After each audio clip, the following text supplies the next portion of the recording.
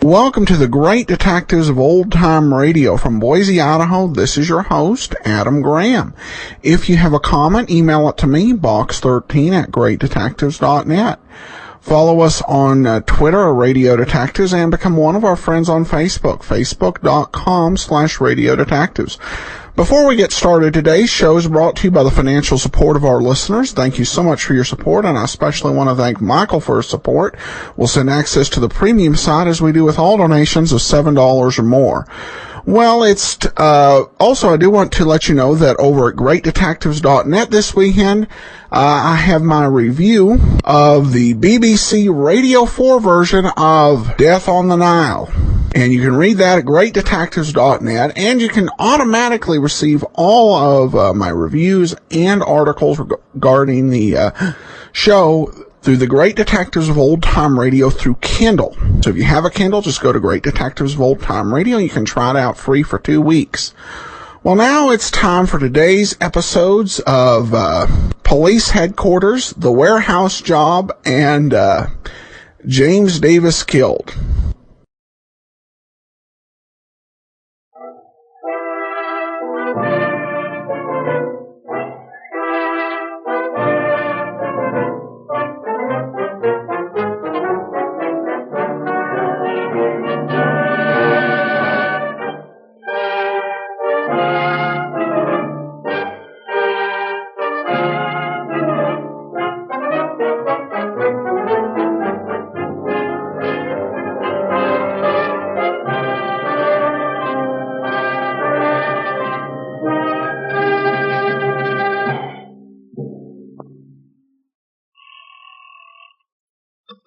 Police headquarters.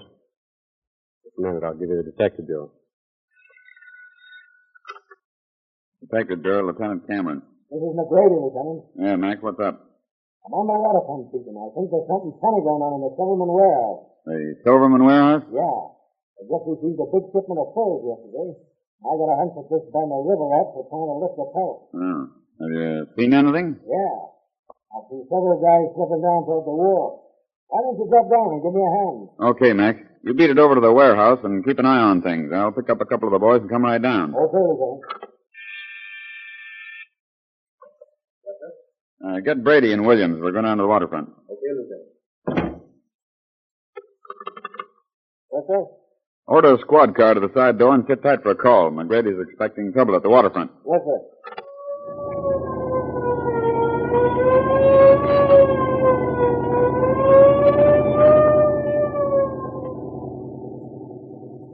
Cut the siren so if the gang has a job on for the night, we won't scare them away. Yeah, good idea, Lieutenant. Put your lights and swing in here. You make anywhere about? Okay. Like there's pitch down in this pier. Wonder why in blazes they don't put in a few lights along this place. See him yet? That's it, Lieutenant. Well, maybe he's inside the warehouse. Brady, you and Williams go around the back of the joint. Joe and I'll go in here. Yes, sir. And don't make any noise. Yes, sir. Come on, Joe. Easy, Lieutenant. If you quiet down here, you can hear them. What is that? Tripped over something. Holy smoke. Lieutenant, look. Nightstick. Grady's nightstick. Here's his cap, too. Maybe something's happened to him, Lieutenant. Yeah, that's what I was thinking. Wait a minute. There's somebody coming out of that warehouse. Look, he's staggering. Drunk, maybe. That man isn't drunk. Come on. Oh, that's Mac. Easy, old man. Here, give me a hand, Joe. Oh, glad you got here, Lieutenant. Ooh, what a head. Yeah, nasty cut there. What happened? Oh. After I phoned you, I came down to the warehouse, and I hear somebody moving around inside.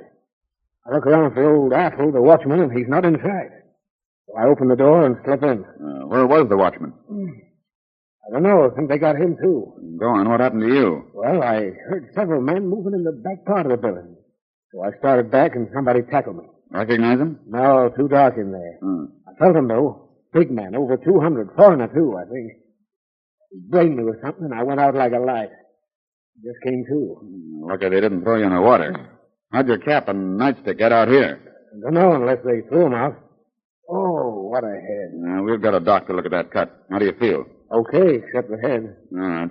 We'll have a look around inside. Give me a hand to this door. Yeah. All right, flash your light around in here, Joe. All right, buddy. Along here. Move on toward the back. Maybe we can... Wait a minute. Who's this on the floor? Well, that's old Apple, the watchman. Get the light over here, Joe. He's been beaten, too. Raise him up. Not as bad a cut as yours, Mike. Let's see if we can bring him around. Rub his wrist. Yeah. They must have shot him before I came in. Yeah, the same guy put you out. What's that? A cap. That's the Apple. Oh, he's coming, too. We're officers. What's happened? Oh, my head. Now, forget about your head and tell us what happened. The furs. They got the furs. Who got the furs? Did you see him? Oh, I was just rounding the corners, and I saw them carrying the boxes out.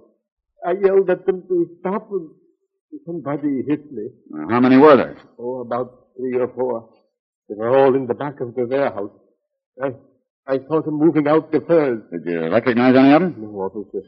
But the man who hit me was a big fellow. Doesn't help us much. It's your cap here? No, that is not my cap. Okay. Well, the boys will get you home. Come on, Mac. We've got something to do.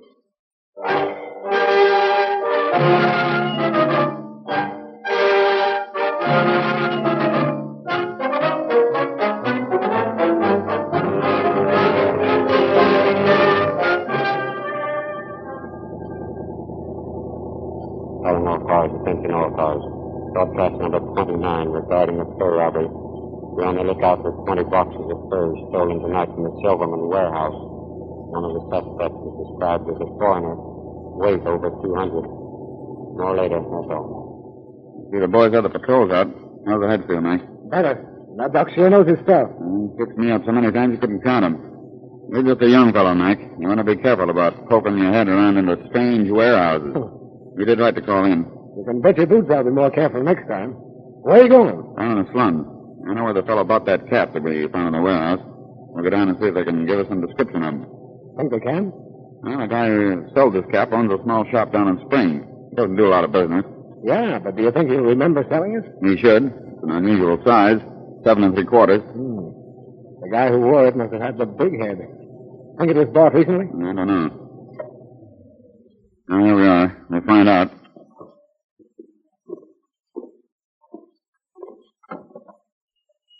Young Lieutenant, what can I do for you? Hello, Morris. Do you remember me? Sure, Lieutenant. Always I remember the time you found my lost Becky. Sure. Hey, such a time we had. Mama was weeping and crying, and Becky was weeping. All right, Morris. Yeah. This is Officer McGrady. Morris Rosenbaum, Mac. Morris runs the store. Hiya. Hello, Mr. McGrady. I'm pleased to see you. What could I show you today now? We have some nice hats. We're not here to buy a hat, Morris. No? No, we're here to find out who bought one. You sold this cap, didn't you? Should I know, Lieutenant? All the time I'm selling caps, hats, shoes, shirts, everything. But this cap has your store label on it. Well, that's different. Now, look, let me see. You got any more like it? Any more in stock? I'm telling you, Lieutenant, I think we got one more just like it. I want you to think hard now, Morris. How many of these caps have you sold recently? 2. One of the caps I sold to... I don't know his name. What did he look like? He was a big fellow. How old a man? Oh, but he was not an old man. He was a young man. I should say about 20. Let's him out, Mac. I found gray hairs in this cap. We're looking for a man about 40, or maybe 50. Hey, why didn't you say so? I sold that cap to a... No, let me think. Now, wait now. An old man? Yes, Lieutenant. Oh, about 3 weeks ago. He came rushing in, bought the cap, and then rushing out. Oh, in a hurry, huh? Sure. He left his truck in the middle of the street. His truck? Sure, in the middle of the street he parked it, and people were honking and tooting and tooting and honking. Wait a minute. How much did he weigh? Oh, he was a big fellow, like you say. What kind of a truck was he driving? It was a coal truck. A coal truck. Did you see the name? No. No, I wasn't looking. But you say you saw it. You must have seen the name. Now think. I am thinking. Was it one of the big companies? No, I'm telling you, Lieutenant, I wasn't paying no attention. Wait a minute. Lieutenant. Huh? Only this morning I seen that same truck. Ah, now we're getting somewhere. Oh, and it was a great big truck, and it had a big star on it. That's the Star Coal Company. Good. Where'd you see it? I don't know, Lieutenant. I forgot. Oh, yes, you do. Where were you this morning? I was down by my brother Benny's delicatessen. Benny was giving me some time pumpernickel and gefilte fish for my lunch. Oh, I'm not interested in your lunch. Now, where did you see the truck? Right across the street I seen it. It was parked. Parked, huh? Maybe he hangs out around that neighborhood. Where's your brother Benny's delicatessen? 751 Market Street. Okay, thanks, Morris. Come on, Mac. We'll take a look at the Star Coal Company. Maybe we want to buy some coal.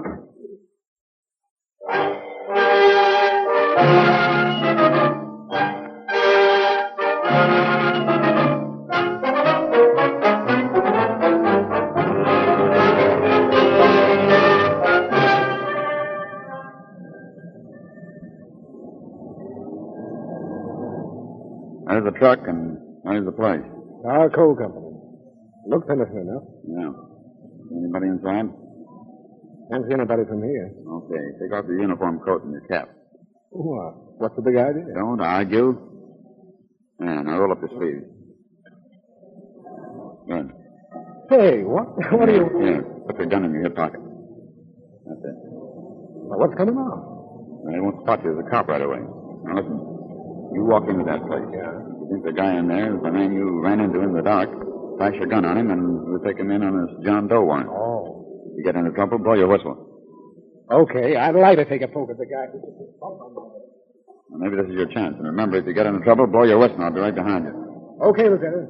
Just let me get my hands on that guy.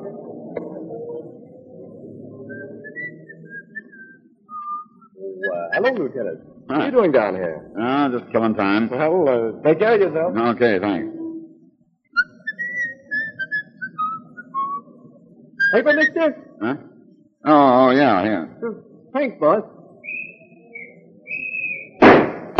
Gee, Captain, hey, you forgot your chain. You got him, Mac? Yeah, but there's another guy in the back room. Get him. Okay, hold on to that guy. He's Bo Hoffman. We've got to pick on him for a month. I'll take care of him. Get the one in the back room. He's got a gun. I'll get him. Lie down, drop that gun. All right, Heisman. Now, found the furs back here, Mac. Must have been sorting them. All right, buddy, spit them on. Say, haven't I seen you someplace before? Yeah. Oh, yeah. I might have known you'd be mixed up on this. Step out here in the next room. Got a surprise for you, Mac.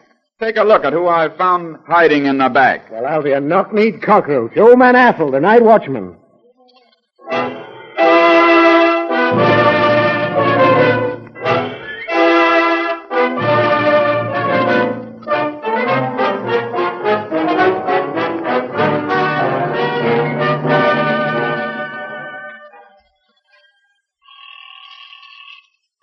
Police headquarters. Okay, Lieutenant. Hello, Tim.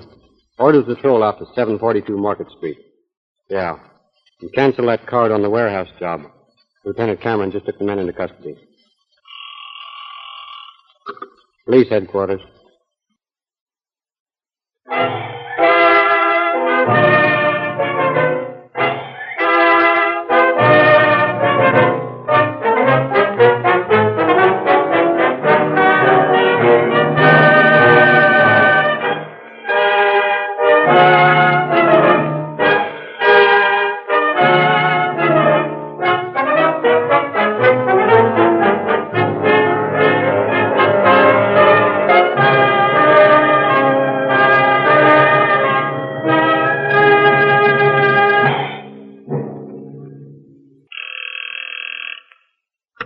Police headquarters.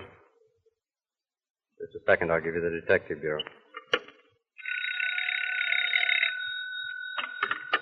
Detective Bureau, Captain Stewart. Hey, Captain, this is Joe Baskus. You know Smoky Joe? Yeah, what's wrong, Joe? There's a drunk down here in my place that's afraid to go home. He wants me to call a cop. Yeah, what's wrong with him? I don't know. DTs, I guess. This guy looks like a big shot. Maybe you better send one of the boys over. Okay.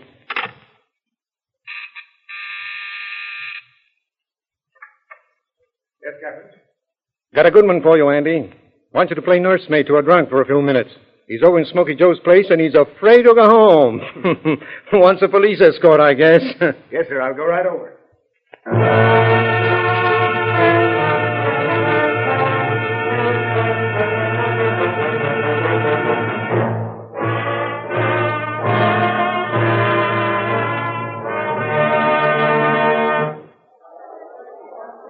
Oh, hello, officer. I'm Joe Beskus.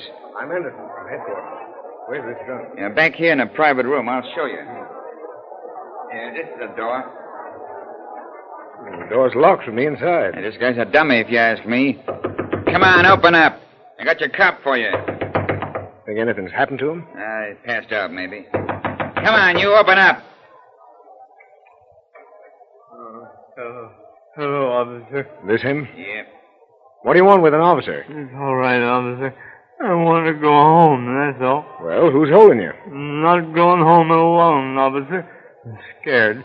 Come on, you go with me. Wait a minute. What's your name? Davis. James Davis. Where do you live? 127 Wrexham. What are you afraid of? I don't know, officer. I don't know. Come on. You go home with me. You'll watch out for me, won't you? All right. Here's your hat. I got a taxi right outside. Steady there. Open the door, Joe. Oh, here you go. 127 Wrexham, driver.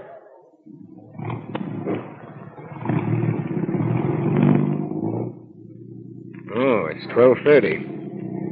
As soon as I get you home, I'm going home myself.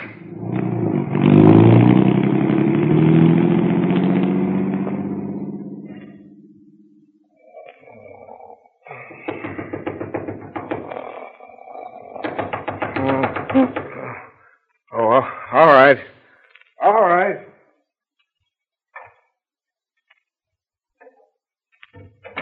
Hello, Andy. Sorry to wake you up. Yeah, what's the big idea? Don't it mean anything to be off duty? Not on this police force. What was the name of that drunk you took home last night? Oh, Darris. No, Davis. I thought so. First name James? Yeah. Where did you take him? To his home, somewhere on Wrexham. What time did you take him there? I don't know, about 1. It's on the report. I didn't stop the report. How old a man was he? A young fellow, about 25 or 6. Why, what's up? I'll tell you what's up. One James Davis, age 25, was killed shortly after 1 o'clock this morning. No. That's the straight dope, Andy. A friend of his found him about 8:30. Commissioner called me at home. I dropped by here on the way over. They identified the man as James Davis, and somehow I connected him with the Davis you took home last night from Smoky Joe's. Well, I'll be a monkey's uncle. And the guy didn't just have the willies. He must have really had something to be afraid of. Get on your clothes, Andy. We're taking a run over to his apartment. Okay, Captain. Your phone bill paid? Yeah. Good. I'll call headquarters for a car while you're dressing. Hello? Give me police headquarters. Don't take all day, Andy. All right. Hello? Mike? Stewart. Send a squad car to pick me up at Anderson's apartment and hold everybody off that Davis case till I get there.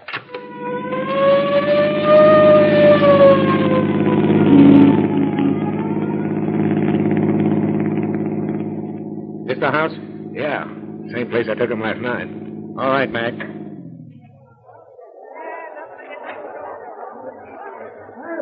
All right, stand back. Open up here. Stay outside and keep this mob back, Devlin. Okay, sir. All right. Get back, you rubberneck. Come on, Andy. Shut the door. Now, which way? Second room here. All right, boys. I'll take charge. Ah, that's him all right, Captain. Dressed just like I left him. I got that dressing robe out of his closet. This 45 he's got in his hand, you gave him that, too? Why, no, sir. Where did he get it? Don't know, Captain. He didn't have it when I left. It's a cinch. This desk. Was it ransacked like this when you left? No, sir. The room was real neat. That water pitcher wasn't broken either. I guess not. That water pitcher was used to kill him. Look, that pitcher is heavy enough to crack an elephant's skull. Hey, don't pick it up. It's probably full of prints. Oh, yes, sir. Looks like his pocket's been rifled, too. Look at this. Poker chip. Yeah, here's another one. What did this guy say to you on the way home? Oh, nothing much. He was pretty crocked. Say what he was scared of? No, sir. Did Smokey Joe say what he was scared of? No, sir. Know where this poker chip came from? No, sir. You're a great help, aren't you? If you ask me, Davis made a big winning in some joint tonight, and someone who saw him do it followed him home and bumped him off. By heck, you're right, Captain. You know, all the way home, this drunk kept muttering, thought they'd take me for a ride, huh? Well, I showed him. I took him for a ride myself. Well, why didn't you tell me that the first time? Didn't think of it, Captain. Too sleepy, I reckon. Think of anything else? No, sir. All right, Ed. Send in the photographers. Get that broken picture for Prince Murphy. All right, boys. Back out of the way. Here, wait a minute, Captain. Look at this. Well, I'll be...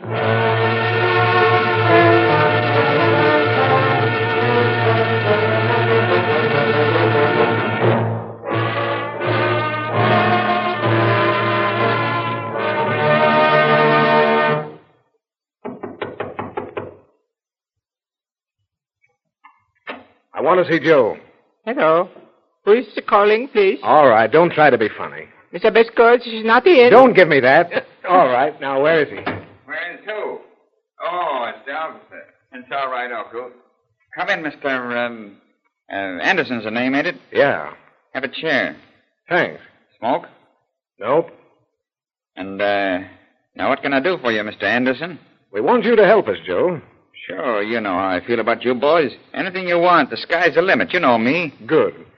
You remember that drunk you called me to take away last night? Yeah, sure. Somebody bumped him off about 10 or 15 minutes after I took him home. Huh?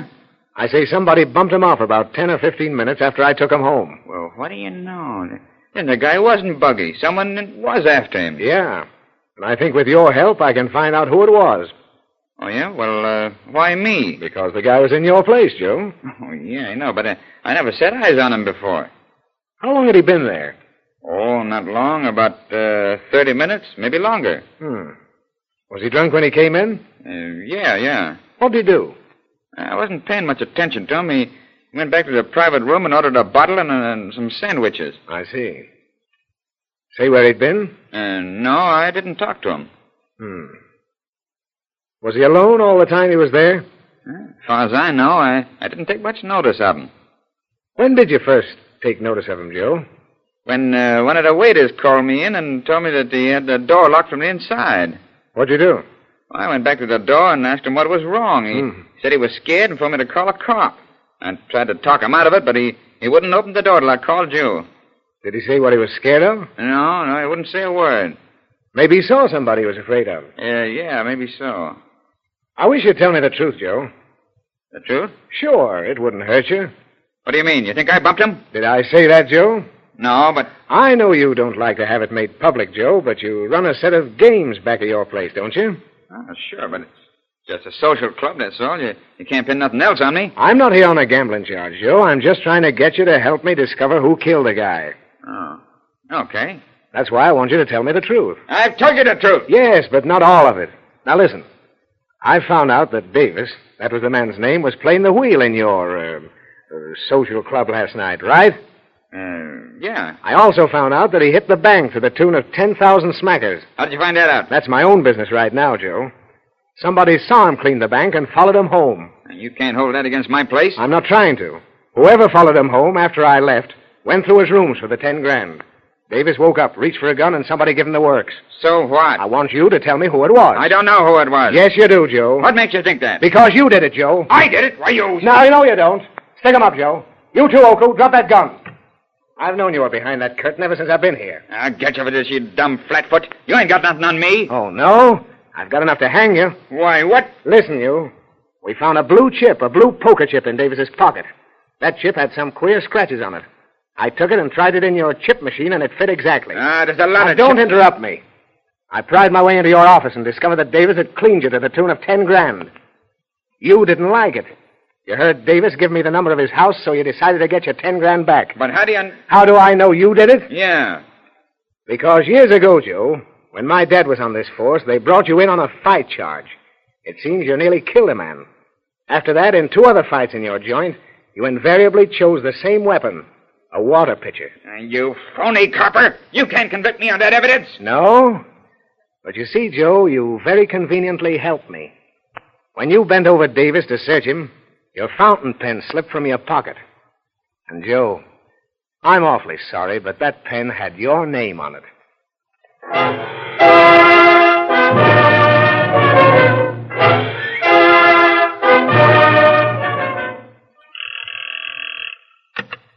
Police headquarters.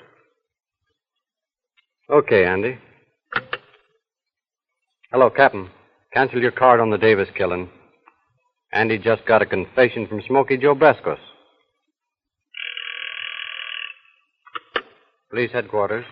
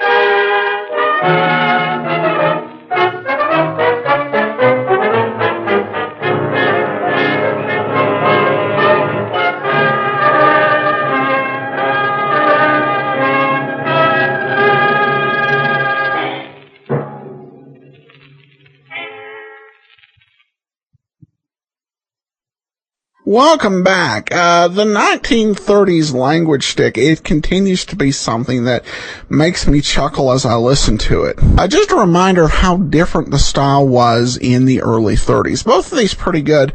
I did recognize a voice, I believe, in the James Davis killed case.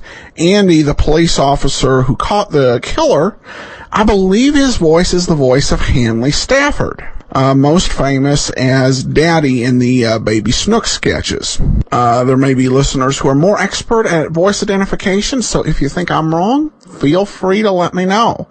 I rarely have to provide that invitation, but just decided I'd do that just in case. All right, well, on to listener comments. Michael says, really enjoy the shows, thank you.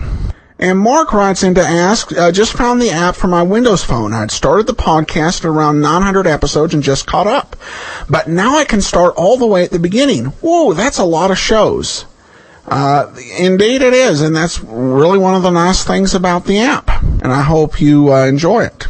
Finally, we have a comment from Dan over on our Facebook page. Really enjoy the various podcasts. You work very hard on them, and it shows. Thanks so much again. You're welcome, Dan, and that'll do it for today. Join us back here tomorrow. We'll have an episode of Lockup for our video theater this month, and then listen on Monday as we kick off with another episode of yours truly, Johnny Dollar. In the meantime, send your comments to box13@greatdetectives.net. Follow us on Twitter, Radio Detectives, and become one of our friends on Facebook. Facebook.com/Radio Detectives. From Boise, Idaho, this is your host, Adam Graham, signing off.